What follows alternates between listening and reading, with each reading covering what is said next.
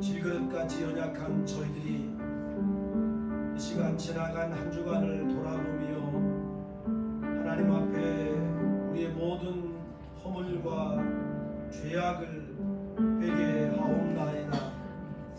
아무런 가치 없는 저희들을 하나님께서 친히 택하시고 죄에서 구원해 주시고 하나님의 자녀로 삼아 주셔서 저희들을 이렇게 존귀한 하나님의 사람들로 만들어 주셨사온데, 주님, 우리가 살아오면서 입술로는 하나님을 아버지라고 우리가 고백했지만 우리의 행실로서는 하나님 앞에 얼마나 아름다운 하나님 마음에 합한 삶을 살았는지 이 시간 돌아봅니다. 우리 아버지 하나님, 우리의 입술과 우리의 생각과 마음 속에서 하나님 앞에 범죄했던 모든 것들을 이 시간에 주님 용서하여 주시옵소서. 탐심을 물리치라 하셨사온데 아직까지도 우리 마음속에 그 쓸데없는 탐심을 가지고 있지는 않은지 또한 돌아봅니다. 육신 잉태에서 죄를 낳고 죄가 장성해서 사망을 낳는다 하셨습니다. 하나님, 저희들이 이렇게 어리석은 죄를 범하지 않도록 저희들을 늘 푸른 초장과 맑은 시냇 물가로 인도해 주시옵소서. 하나님께서 우리에게 또 귀한 직분도 주셨사온데 온전히 감당하지 못한 것들도 이 시간 회개하고 온 마음을 다하여 하나님을 섬기지 못했던 것들 또한 아버지 하나님 회개하옵나이다. 모든 잘못을 회개하오니 용서해 주시옵소서. 우리의 남은 삶이 주님의 본을 따라 살게 해주시고 가치 있는 진실한 신앙생활을 할 수 있도록 우리를 이끌어 주시옵소서. 아버지 하나님, 해외에 있는 또 군에 있는 우리 객지에 가 있는 우리 자녀들이 있습니다. 이 아이들이 행여라도 하나님 앞에 범죄한 것이 있거든 그들의 죄악 또한 용서해 주시고 그들도 하나님의 말씀으로 새롭게 해주시고 그들 심령 위에 그들 영혼 위에 주의 보혈과 성령의 기름으로 하나님 충만하게 쏟아 부어 주시옵소서. 늘 하나님을 기쁘시게 해드리는 삶을 살게 해주시고 또 하나님 마음에 합한 그러한 삶을 통해서 저들을 통해서 많은 사람들에게 하나님의 살아계심을 나타내 보여주게 해주시고 하나님께 영광 돌리는 복된 삶을 살 수 있도록 여호와여 축복해 주시옵소서. 생명의 율례를 지켜 행하여 죄악을 범하지 아니하면 그가 반드시 살고 죽지 아니할지니라. 그가 본래 범한 모든 죄가 기억되지 아니하리니 그가 반드시 살리라. 이는 정의와 공의를 행하였음이라는 에스겔서의 말씀을 기억합니다. 아버지 하나님, 이 시간 우리의 모든 허물이 주 예수 그리스도의 보혈로 씻음받고 하나님의 말씀을 통하여 새롭게 새 힘을 얻는 복된 예배의 시간 되게 하여 주시옵소서. 이 모든 말씀을 예수님의 이름으로 기도드리옵나이다. 아멘. 여러분, 이적과 기적은요 사람을 먹이는 겁니다. 그러나 그것이 사람을 변화시키지 못합니다. 인간을 변화시킬 수 있는 것은 하나님의 말씀밖에 없습니다. 예수님께서 니고데모에게 사람이 거듭나지 아니하면 하나님의 나라를 볼 수 없다고 했어요. 우리가 거듭나는 것, 여러분, 제가 어린아이 하나를 변화시킬 수 있겠습니까? 절대로 못합니다. 우리 인간의 마음을 변화시킬 수 있는 분은 하나님밖에 없어요. 하나님 말씀뿐이에요. 근데 예수님께서 그들에게 그 하시는 말씀이 얼마나 어려운지 마태복음 10장에 가보면, 얘들아, 내가 이 세상에 화평을 주러 온 줄 아느냐? 검을 주러 왔다. 내가 아버지와 또 딸, 시아버지, 시어머니 불화하게 왔다. 그리고 사람의 원수가 집안에 있다. 또 자기 십자가를 지고 나를 따르지 않는 사람은 합당하지 않다. 나보다 어머니를 더 사랑하는 사람, 나보다 자녀를 더 사랑하는 사람도 나에게 합당하지 않다라고. 또 자기 목숨을 얻는 자는 잃을 것이고 나를 위하여 자기 목숨을 잃는 자는 얻으리라고 말씀하십니다. 그들이 들을 때 어렵습니다. 저분을 계속 따라다니다가는 정말 내 삶이 고달플 것 같아요. 근데 그래도 따라오니까 주님이 그들에게 또 이런 말합니다. 누구든지 나를 따라오려거든 자기를 부인하고 자기 십자가를 지고 나를 따를 것이다. 여러분, 이러한 말씀이 과연 사람들에게 흥미를 갖게 할까요?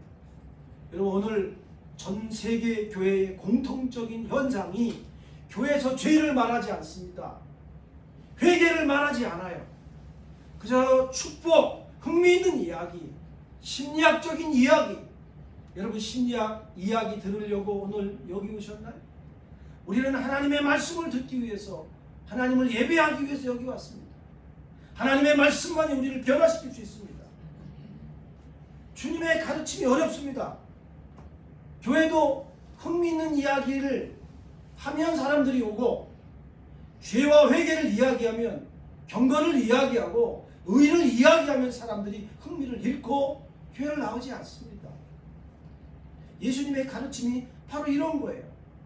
그럼에도 불구하고 주님, 나는 그래도 주님을 따라가겠습니다. 따라온 사람들이 있었습니다. 그래서 주님께서 그들을 산에 앉혀놓고 하시는 말씀이 좋다. 그러면 너희들에게 내가 다시 한번 내가 가르침을 주겠다. 뭐냐? 정말 너희들이 나를 따라오고 싶거든. 첫째, 너희들의 마음을 비워라. 마음이 가난해라. 그거 가지고 안 된다. 그 다음에 너희들 애통하는 마음을 가져야 된다. 이것이 복이라고 주님은 말씀합니다. 여러분, 이 마태복음의 이 저자는 마태입니다. 이 마태가 이 마태복음을 기록할 때 누구를 대상으로 기록했는가 하면 유대인들을 대상으로 기록을 한 겁니다. 자국민을 위해서 기록했거든요. 그런데 이 유대인들의 사고방식이 물질적인 또 천국 사고방식이 달라요. 우리와 달라요. 뭐냐면 그들의 그 천국과는 앞으로 그 메시아가 와서, 지금 우리가 로마에 의해서 이렇게 압제를 받고 있는데 이 로마로부터 우리를 독립시켜주고 또 부유한 나라로 만들 그러한 메시아를 그들은 기다리고 있거든요. 여러분 지금 그분이 오셨습니다. 그분이 오셔서 지금 하시는 말씀이 바로 그들이 생각하고 있는 사고와는 너무나 반대적인 말씀을 하는 거예요. 그러면서 오늘 세 번째 말씀에서 온유한 자가 복이 있다. 그들의 사고를 완전히 다 바꿔놓는 거예요. 물리치는 거죠. 나의 나라는 너희들이 생각하는 그런 힘 있는 자가 정복하는 그런 나라가 아니다. 나의 나라는 온유한 사람만이 차지할 수 있는 거라고 오늘 주님이 말씀합니다.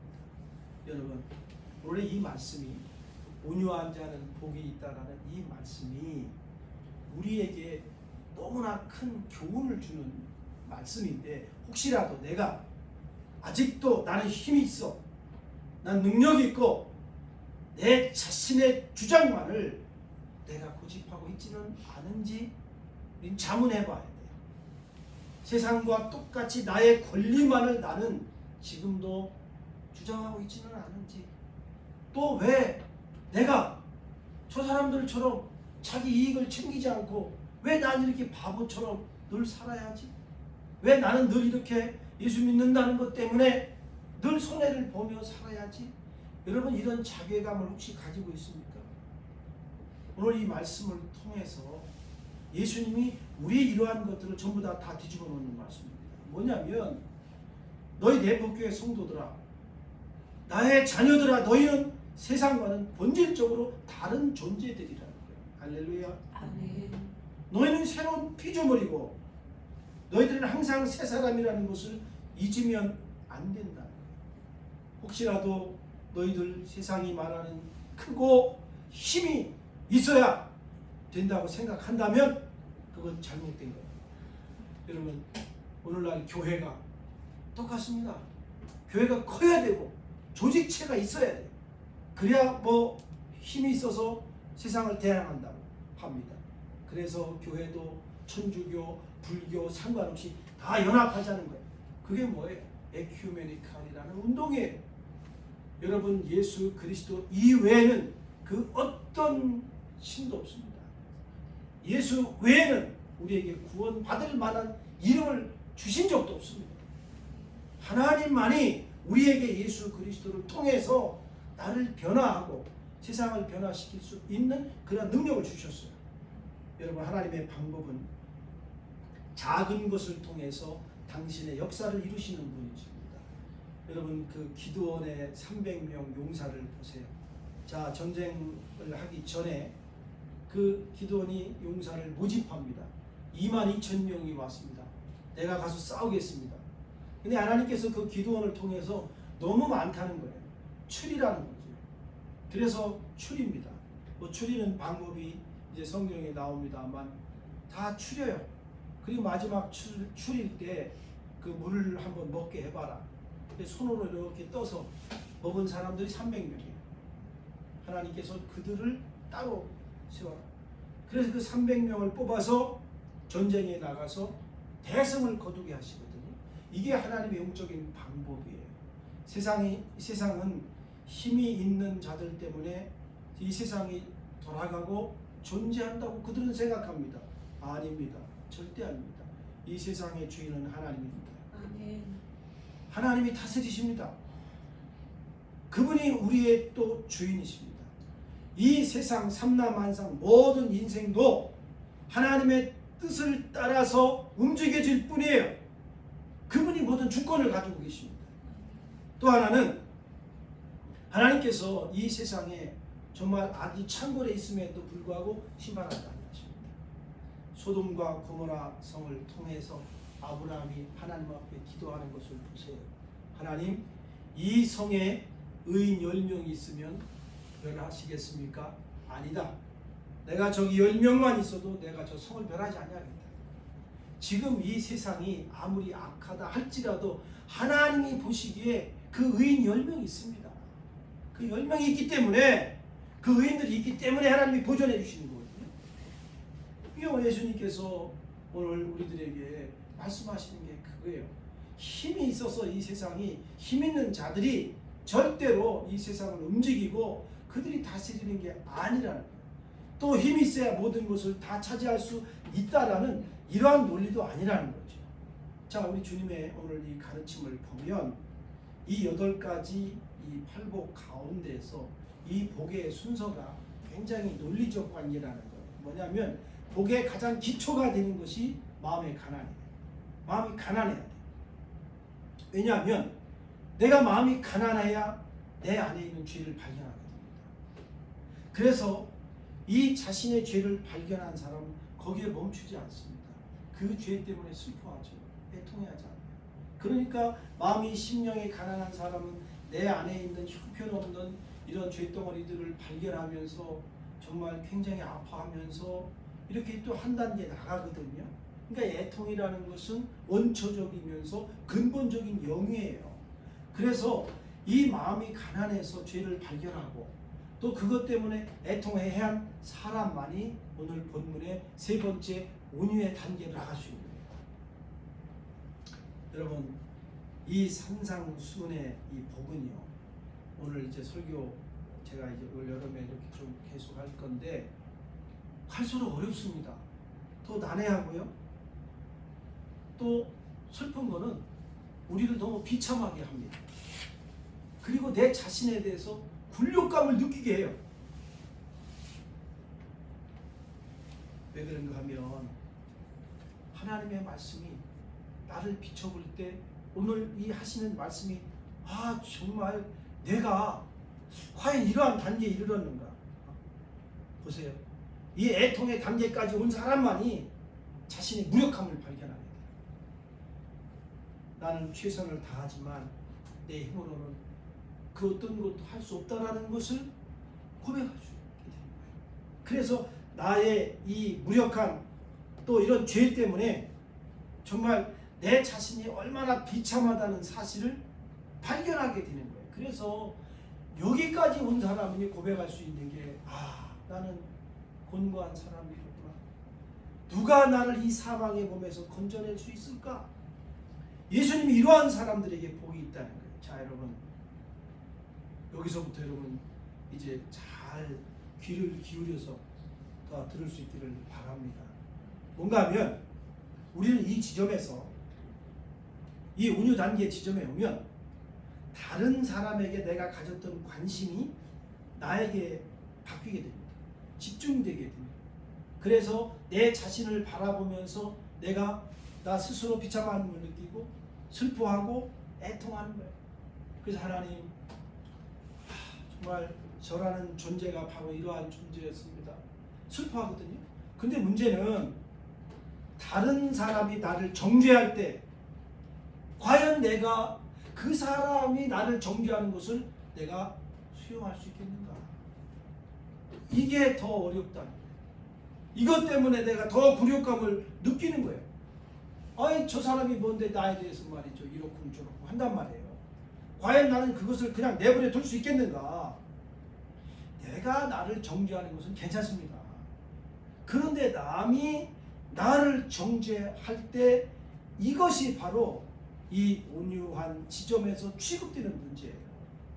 그래서 이 주님의 이 가르침이 갈수록 우리를 더 굴욕감을 느끼게 하고 비참함을 느끼게 한다는 거예요.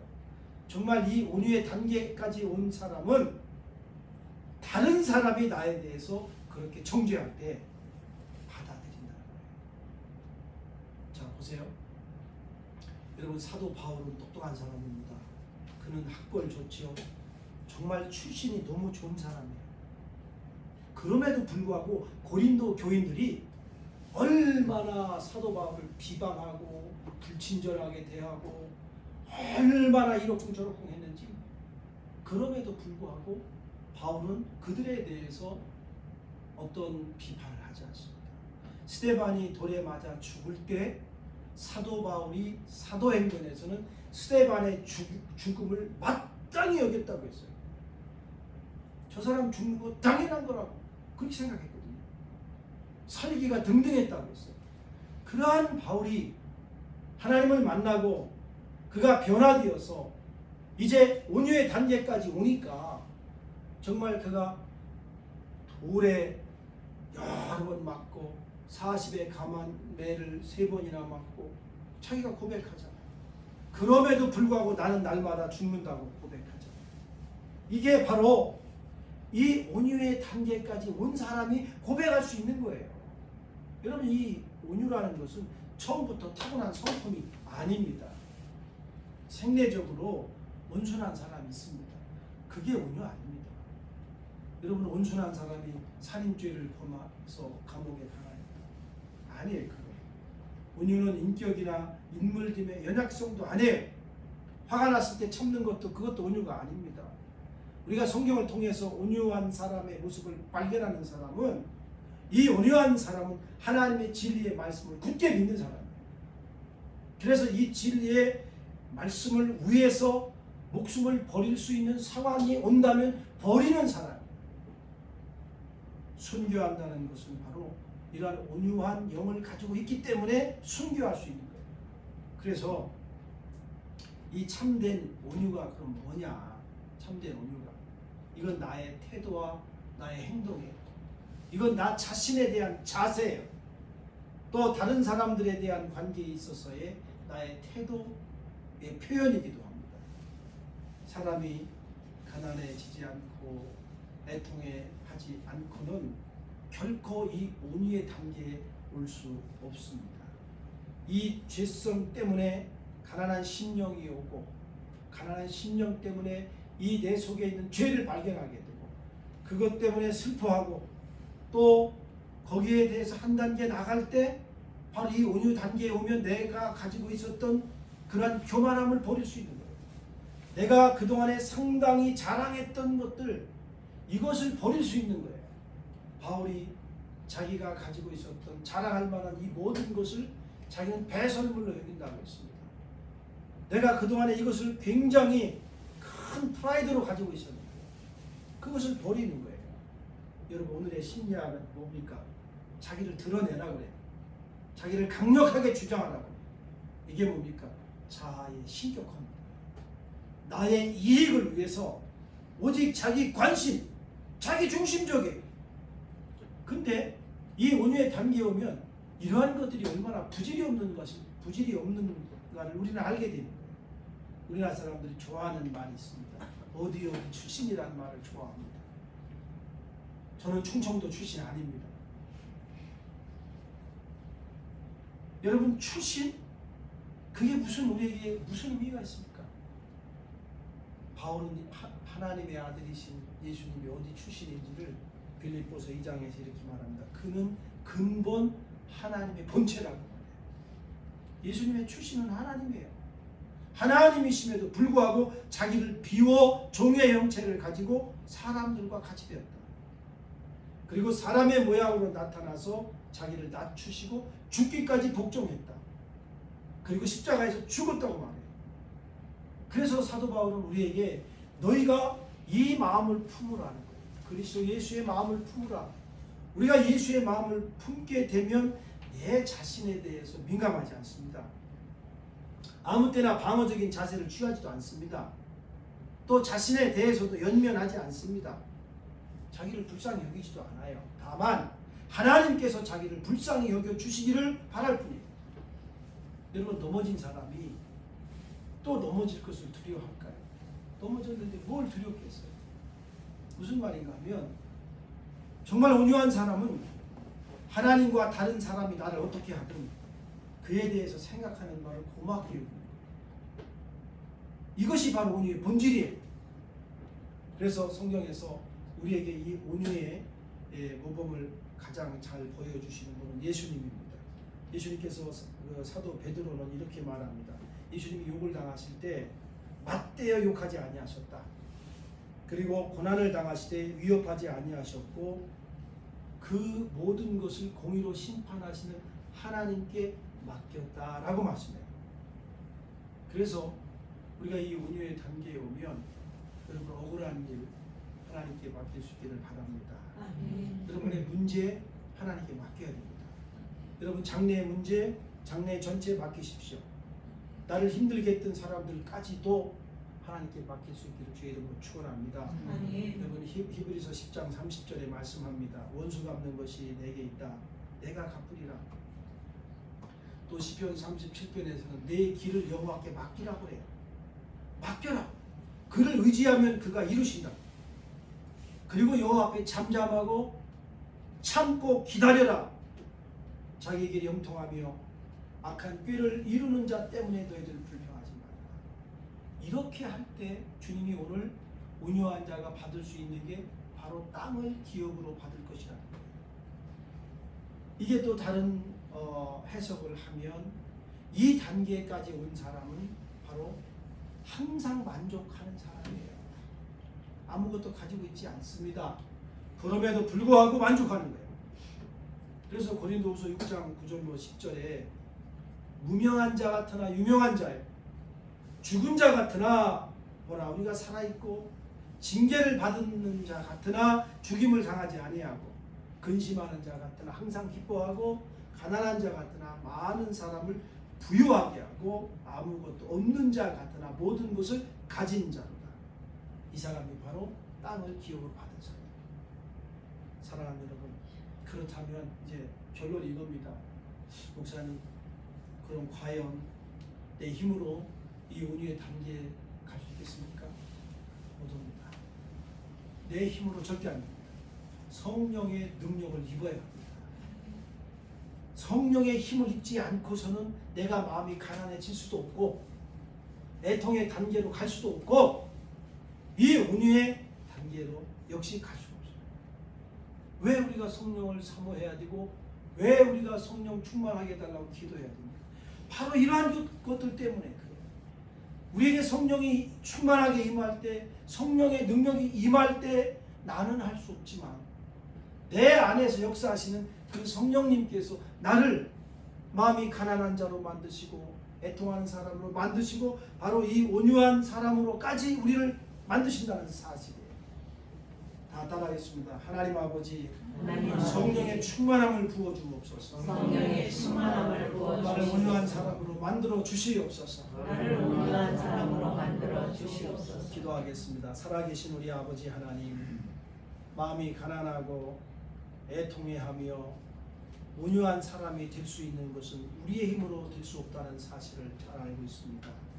주님, 우리가 이러한 사람이 되기 위해서 우리 아버지 하나님 성령으로 우리를 충만케 채워 주시옵소서. 아멘. 예수님 이름으로 기도드리옵나이다. 아멘.